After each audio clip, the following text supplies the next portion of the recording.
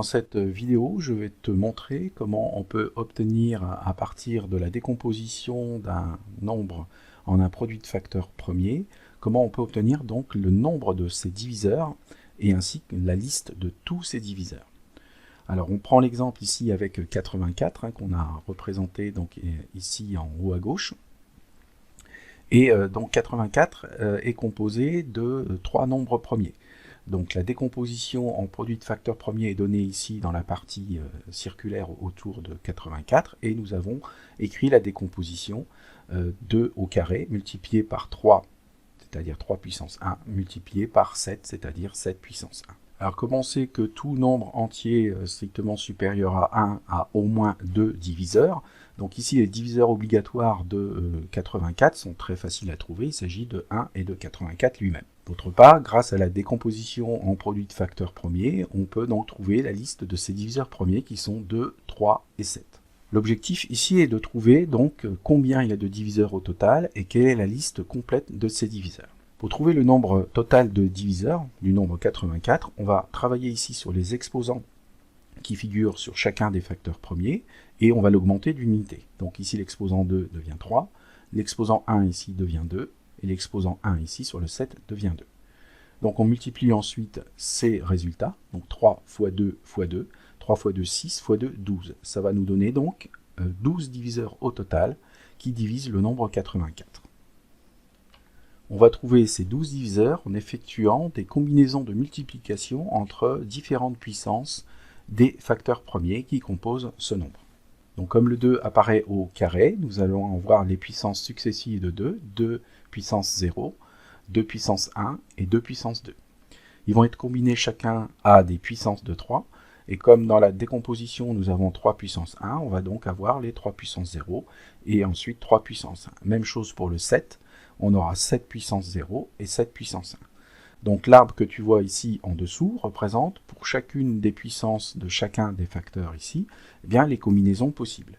Pour obtenir donc à la fin, sur la dernière ligne, ici, les 12 diviseurs du nombre 84. Donc pour cela, pour trouver la liste de ces diviseurs, eh bien, il suffit de multiplier les puissances que l'on obtient le long de l'arbre. Donc si je prends par exemple le chemin qui est ici, eh bien 2 puissance 0 multiplié par 3 puissance 0 multiplié par 7 puissance 0, vu que n'importe quel nombre exposant 0 donne 1, ça revient à faire 1 fois 1 fois 1, ce qui donne 1.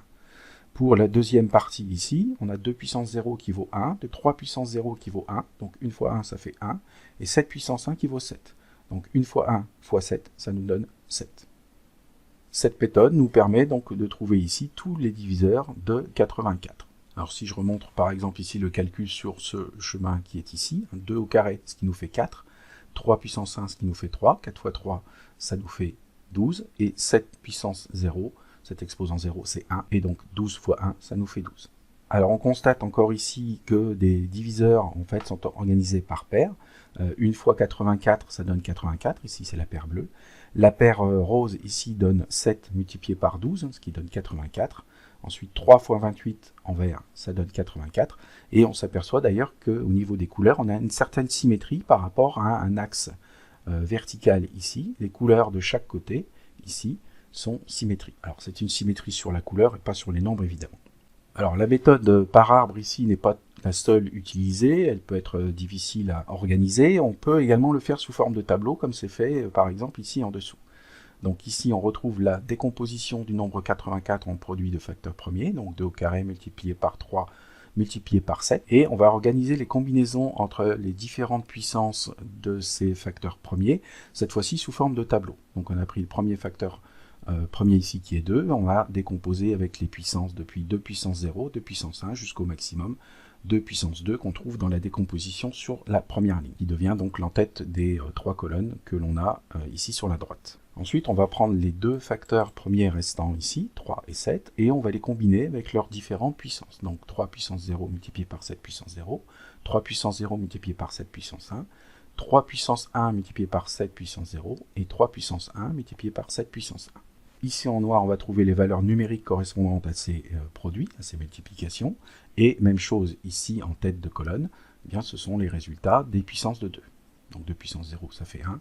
2 puissance 1, ça fait 2. 2 puissance 2, ou 2 au carré, ça fait 4. Donc on voit bien ici qu'il y a 3 colonnes, avec 4 lignes. 3 x 4, ça fait 12. Donc on va pouvoir trouver comme ça la liste des 12 diviseurs qui divisent 84. Donc en multipliant tout simplement ici les cartes noires qui représentent les nombres en ligne et en colonne. Donc une fois 1, ça fait 1. Une fois 2, ça fait 2, etc. Alors on peut observer qu'il y a une colonne particulière ici, la première colonne qui est là, puisque ça représente exactement donc, la multiplication par 1 de tous les nombres qui sont ici sur les cartes noires. Donc on va retrouver évidemment la liste de ces nombres. Deuxième particularité, sur la ligne qui est ici, eh bien, on va pouvoir retrouver, comme c'est une multiplication par 1, la liste des cartes noires que nous avions ici au-dessus.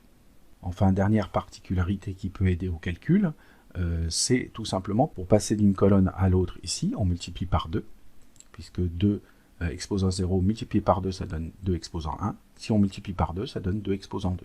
Donc il suffit de doubler à chaque fois le résultat pour aller ici de la gauche vers la droite. Ça permet d'aller très vite dans la recherche de ces diviseurs.